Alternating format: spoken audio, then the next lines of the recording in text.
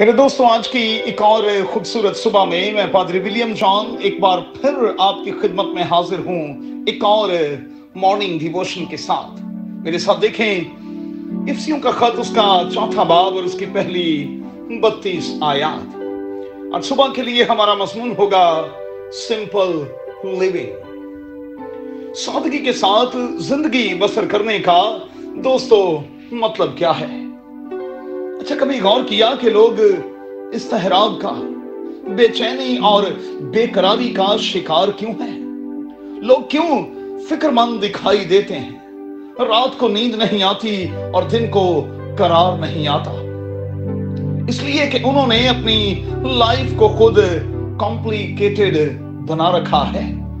इसी के कारण वो स्ट्रेस में, डिप्रेशन में, एंजाइटी का शिकार दिखाई देते हैं।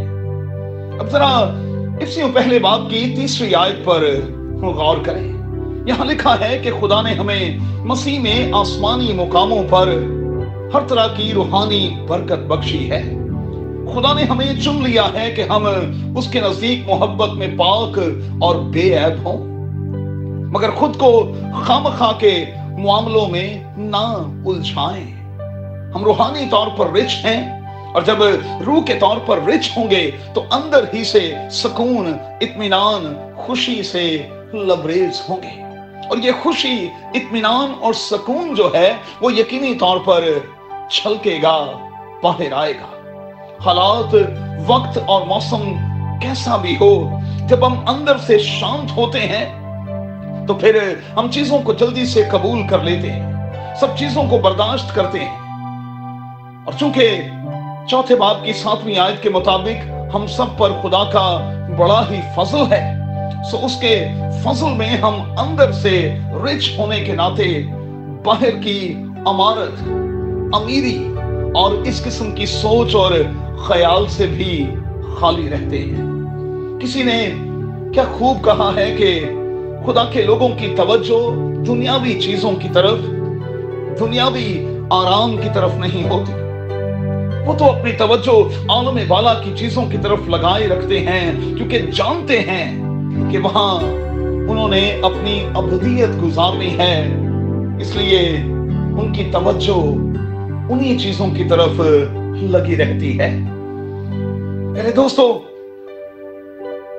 वो जो आसमानी बख्शिशों का मजा चख चुके हैं, वो दुनियावी लज्जतों से अपने आप को परे रखते हैं, दूर रखते हैं। मेरे और आपके मामले में कैसा है, जरा गौर तो कीजिएगा। अब नोट कर लें, सिंपल लिविंग का मतलब है हमारा फोकस इस बात पर हो कि हमने रिश्तों में बंधे हुए अपने एक्शंस के साथ, अपने यकीन के साथ, एतकाद के साथ दूसरों के लिए खुशी, गवाही, नमूने और बरकत का बायस बनना है। इसका मतलब यह है कि हम ये जानकर जिए कि हम यहां थोड़ी सी देर के लिए हैं, सो हमें अपना दिल यहां नहीं लगाना और यहां रहते हुए अच्छी यादें छोड़कर जाना है। हमारी तवज्जो खाने और पीने पर ना हो, बल्कि अपने गोल्स पर हो, और खास तौर पर अपने उस टास्क पर जो कादिर खुदा ने हमें दे रखा है। और फिर रुपए पैसे के पीछे हम ना भागें, क्योंकि बाइबल का खुदा खुद हमें तमाम चीजें इफरात से देता है। वो जो हमारी जरूरत है वो पूरी होकर रहेगी। जो हमारा हिस्सा है उसका रखवाला हमारा जिंदा खुदा है।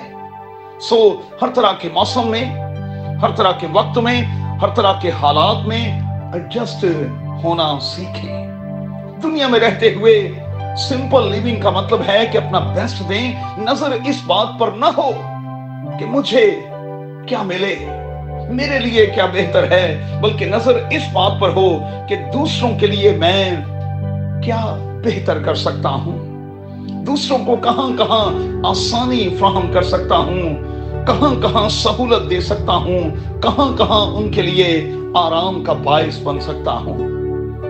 मेरे दोस्तों, याद रहे कि जो कुछ हम इस दुनिया में रहते हुए करेंगे और जिस सोच और नजरिए के तहत जिंदगी बसर करेंगे, आने वाले कल में उसका अजर हमें मिलेगा, मिलकर रहेगा।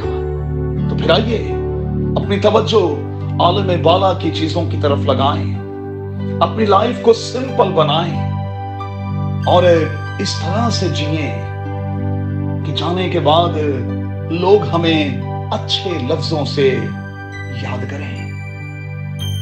अपना बहुत ख्याल रखें। खुदावंद आपको बड़ी बरकत दे।